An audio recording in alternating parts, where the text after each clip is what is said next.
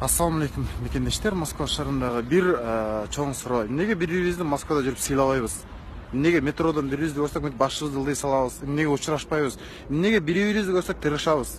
Айтсаңар, андан көрө келе баарыбыз ынтымактуу бололу, динибизди сүйөлү, мекенибизди сүйөлү, эн атага жылуу мамиле кылалы, алыста жүргөн эже карындаштарды коргойлу, өзүбүз айтабыз анан башка улуттар менен сүйлөшүп жүрөт деп, тажик өзбектер менен деп. Биз эркектер күчтүү болуп ошолорду коргосок, алар сүйлөшпөйт. Ошол үчүн келгиле көчөдө көрсөк саламдашып, саламыбызды үзбөй, жылуу мамиле менен, бирөө кыйналса жардам берип, аны көчөдө көрсөк бирибизди тырышпай, мушташпай, андан көрө динибизди сүйөлү.